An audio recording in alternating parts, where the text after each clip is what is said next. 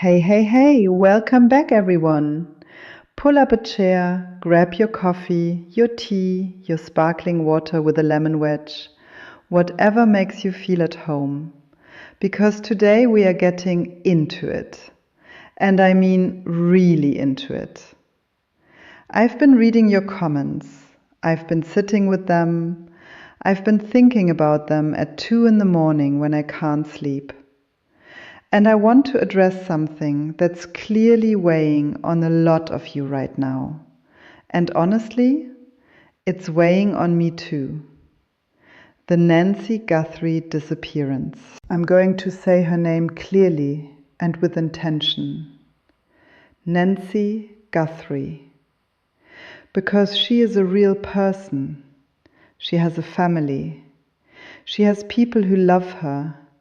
People who are absolutely gutted right now. People who are checking their phones every 5 minutes, hoping for a notification that she's been found safe. My heart, my entire heart, goes out to every single one of them.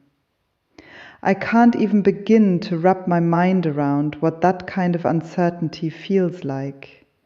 The not knowing, the waiting, the hoping against hope. It's unbearable to even imagine, and I refuse to treat it as anything less than the deeply human, deeply devastating situation that it is. So first things first, prayers up, positive energy out into the universe, good thoughts, good wishes, healing light. Send it all in the direction of Nancy and her loved ones. Every single day. Don't stop. Okay, now let's talk about you. Because so many of you, and I'm talking hundreds of comments, messages, DMs, have been reaching out asking about safety, about what you can do, about how to feel less helpless, less scared, less like the world is some terrifying place where danger lurks around every corner. And I hear you, I genuinely do. That fear is real, that anxiety is real. But I also want to give you something more useful than just fear. I want to give you tools, practical, real-world, actually useful tools that can shift you from feeling like a victim of circumstance to feeling like someone who is awake, aware, and in control of their own safety. Because that shift, that's everything. Let's get into it. Tip number 1, the gut. Always, always, always listen to your gut. I cannot stress this enough. I will shout it from the rooftops. I will put it on a billboard. I will embroider it on a pillow if I have to. Listen to your gut. This is not woo-woo. This is not spiritual bypass. This is literally your body's ancient, deeply intelligent alarm system, doing exactly what it was built to do. Thousands of years of human evolution have hardwired your nervous system to pick up on subtle cues, shifts in energy, micro-expressions, environmental incongruences, before your conscious brain has even registered that something is off.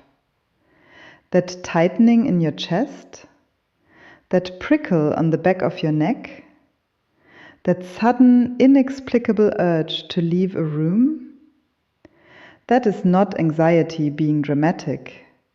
That is your body saying, hey, something is not right here.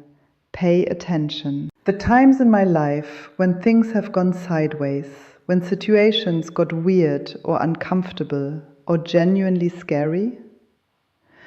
Almost every single time there was a moment before things escalated where my gut tried to warn me, where something inside me said, this doesn't feel good. And I talked myself out of it. I rationalized it. I told myself I was being paranoid or overly cautious, or that I'd be embarrassed if it turned out to be nothing.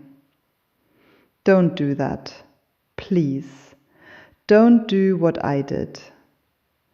Let me give you 2 recent examples from my own life, because I think real stories land harder than abstract advice.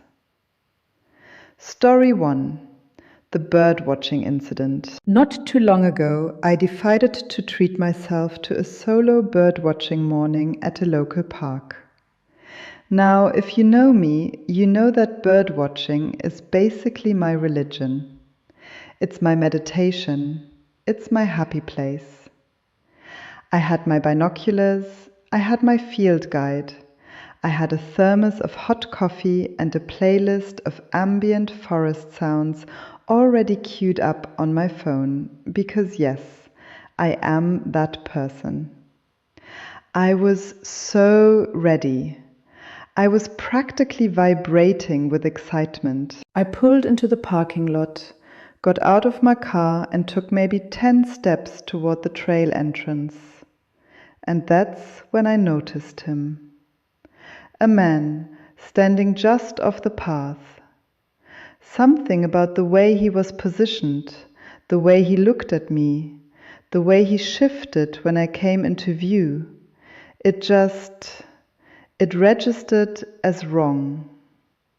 He looked like he might have been living in the park, which isn't inherently alarming in and of itself, but there was something in his body language, something in the energy that sent a clear, unmistakable signal straight to my nervous system. Did I stay? Did I try to be cool and pretend I hadn't noticed?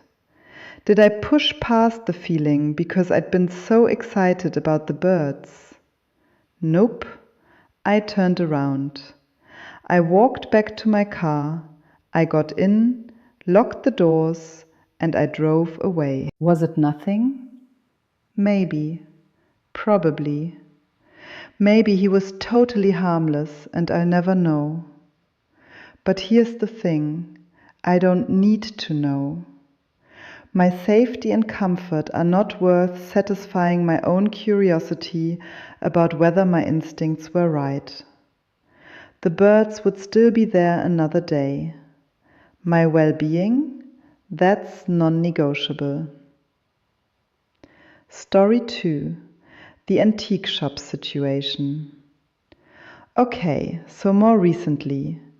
And my dog Nugget was with me for this one, which honestly made the whole thing feel even more loaded. We pulled into the parking lot of this antique shop. Big place, downtown area. The kind of shop that has old furniture stacked in the windows and a bell that jingles when you open the door. And literally smells like history and mystery, and I absolutely live for that kind of place. But as I'm pulling in, a person comes sprinting toward my car. And when I say sprinting, I mean moving with a kind of urgency that makes your whole body go on alert. They're waving their arms, asking if I have any money. Now, I could see right away that this person was in a really rough state, possibly on substances, clearly distressed, clearly not in a good place. And I felt genuine compassion for them. I really did, still do. But compassion doesn't require me to put myself in a vulnerable position. Compassion doesn't mean I owe anyone access to my space, my body, my safety. I rolled up the window. I said, "I'm sorry, I can't help," and I drove away. And here's why that decision mattered even more than it might seem at first glance. I thought about what would happen after the shop. I'd go inside. I'd spend an hour wandering through those beautiful old rooms full of antiques and oddities and forgotten treasures. And then I'd come back out, arms potentially full of bags, keys in hand, maybe distracted, maybe slightly disoriented from the sensory overload of a good antique shop.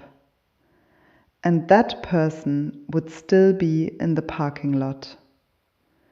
And I'd be walking out into that situation alone.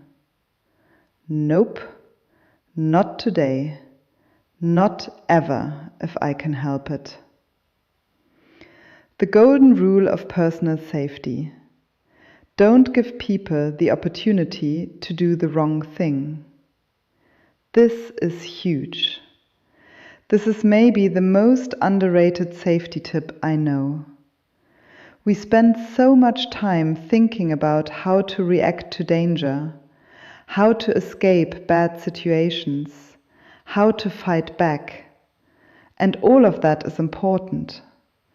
But the best move is to never end up in the situation in the first place. Don't give people the opportunity. Don't linger in parking lots after dark. Don't take shortcuts through unfamiliar alleys to save 3 minutes. Don't sit with your headphones in, head down, completely absorbed in your phone in an isolated area. Don't ignore the voice in your head that says, actually, maybe I should wait for someone to walk with me. You are not paranoid for making smart choices. You are not fearful or weak or dramatic. You are smart. And smart is what keeps you safe. But wait, let's talk about fear itself. Here's something I want to address directly, because I think it's really important. There's a difference between healthy awareness and paralyzing fear. And I don't want anything I say today to tip you over into anxiety that makes your life smaller.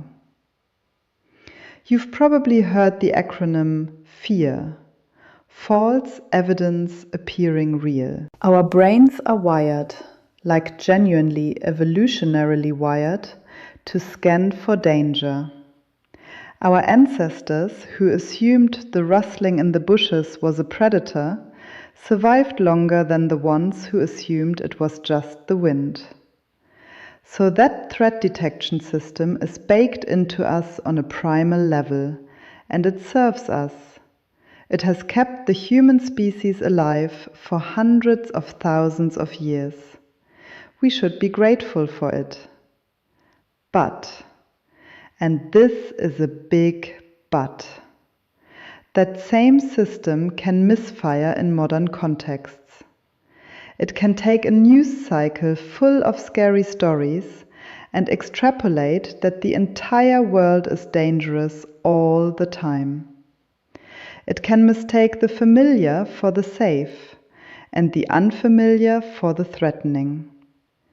It can leave you lying awake at 3 a.m. in a spiral of what-ifs that steal your peace and your joy and your ability to move freely through the world. So we have to strike a balance. We have to honor the instinct without being enslaved by it. We have to stay awake without staying paralyzed. And the way we do that is through empowerment, through knowledge, through preparation, through having a plan. Because when you know what to do, when you've thought it through, when you've taken reasonable precautions, the fear loses some of its grip. You feel less like a passive potential victim and more like someone who is actively, intentionally taking care of themselves. That's the energy we're going for today. Tip number 2. Never appear vulnerable. This one is subtle, but it is powerful. And I think it's one of the most underrated things you can do for your everyday safety. When you're out in the world, especially alone, especially in unfamiliar places, especially after dark, carry yourself with presence and intention. Walk like you know exactly where you're going, even if you're lost. Keep your head up. Make eye contact. Move with purpose. People who prey on others are, by and large, looking for targets who seem distracted, uncertain, disconnected, or unaware. They are looking for the path of least resistance. When you walk with confidence and awareness, when you look like someone who is paying attention and would absolutely cause a scene if necessary, you immediately become a less appealing target. This is not about bravado. It's not about being aggressive or puffed up. It's about presence. It's about showing the world and the people in it that you are here.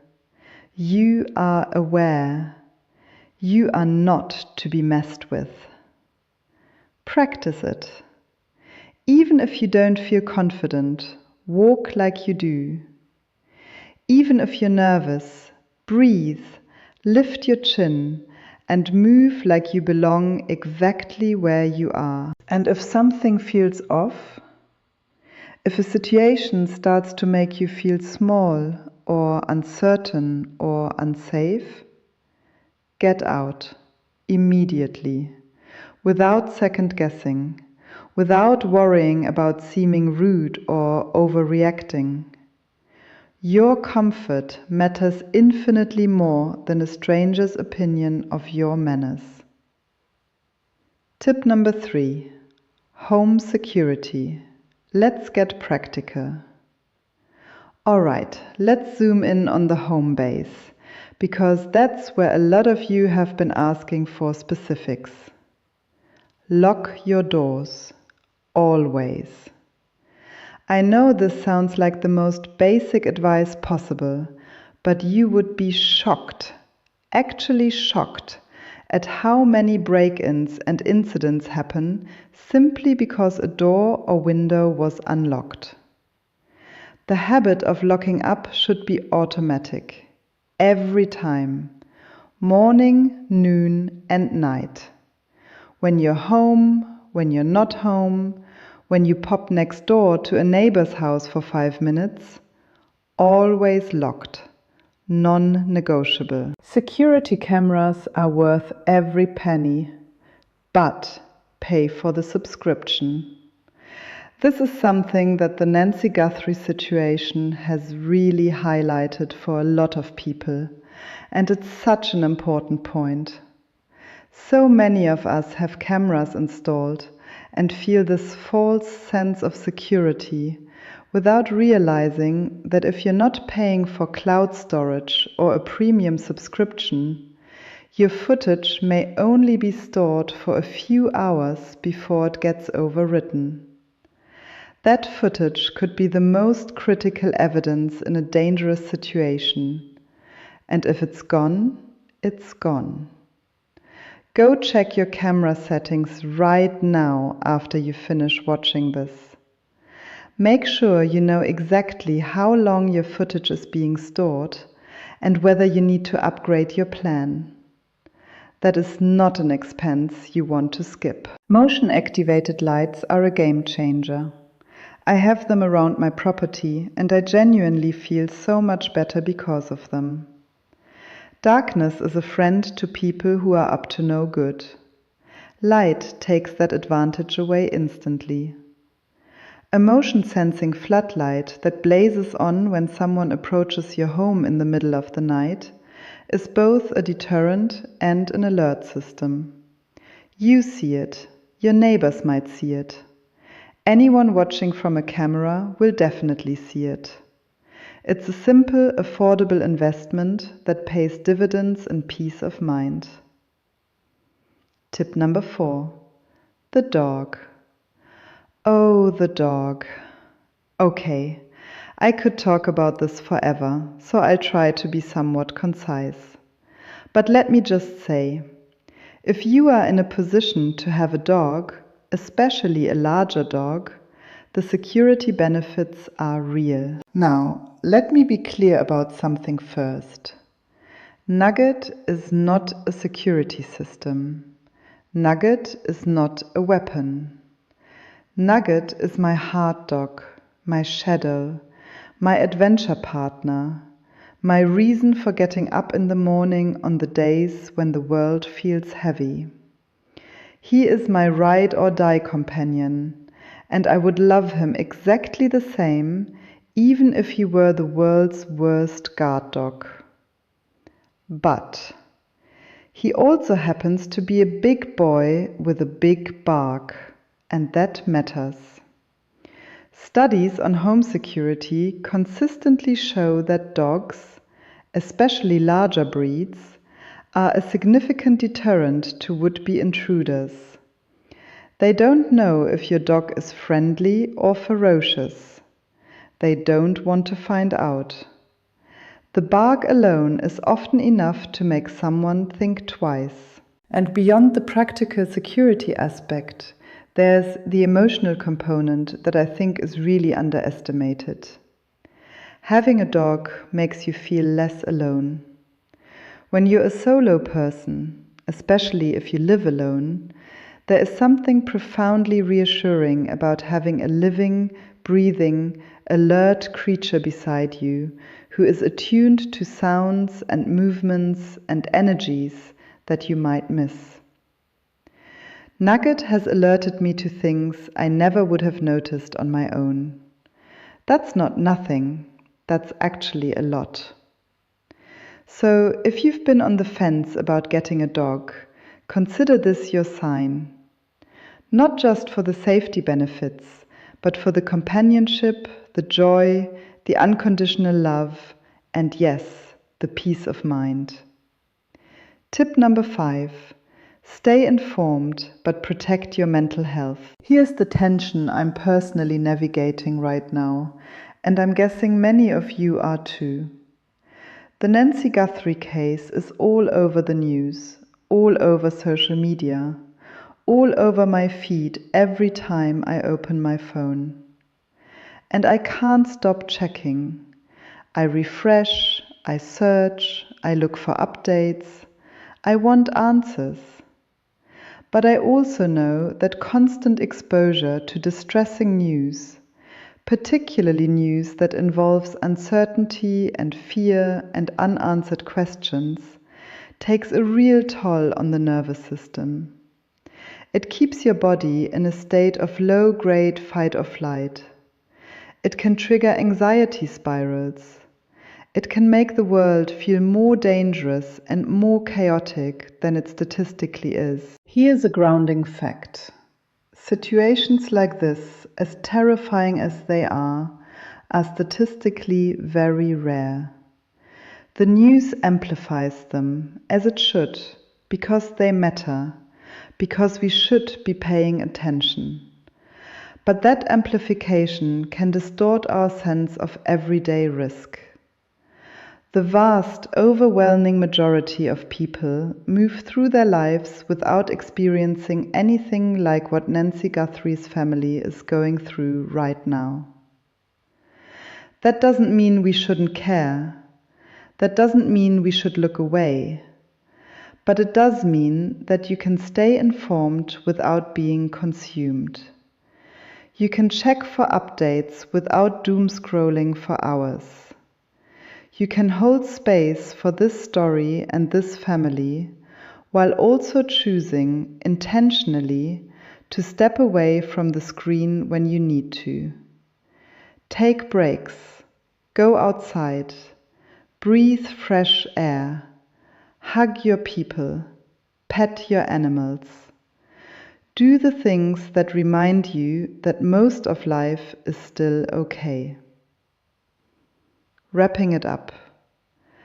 A big, warm, genuine hug to all of you. Listen, I know this is a heavy one.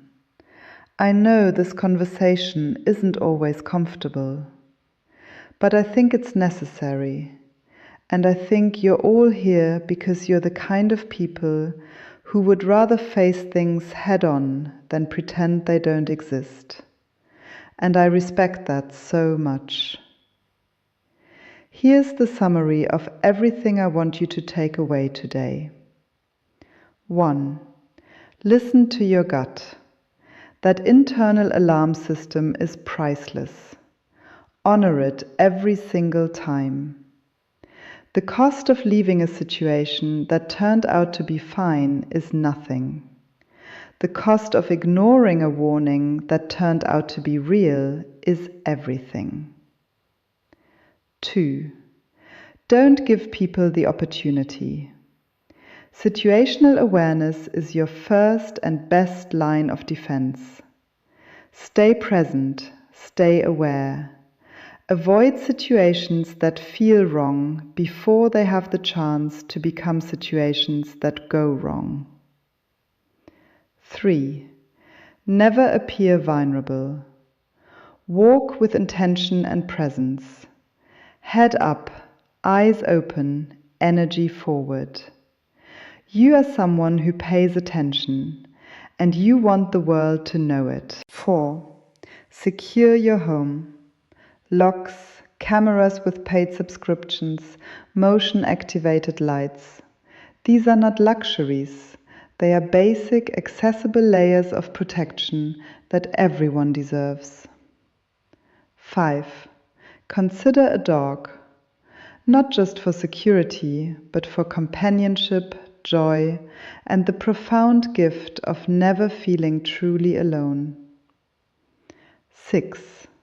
Stay informed without drowning. Care about what's happening in the world. Follow the stories that matter. And also, give yourself permission to close the laptop, put down the phone, and breathe. We are going to find out what happened to Nancy Guthrie. I believe that. I hold on to that. And in the meantime, the best thing we can do for her family, for our communities, and for ourselves is to stay safe, stay aware, and take care of each other. No human should ever have to go through what her family is experiencing. Not ever. And while we can't control everything that happens in this world, we can absolutely control how awake and intentional we are within it. So, lock your doors, pay for the camera subscription, turn on the motion lights, hug your dog, trust your gut, walk like you mean it. And wherever you are right now, whether you're warm and cozy at home or out there navigating a busy day, know that you are not alone in this. We're all in it together. We're all looking out for each other. Stay safe, friends. Take good care. I'll see you in the next one.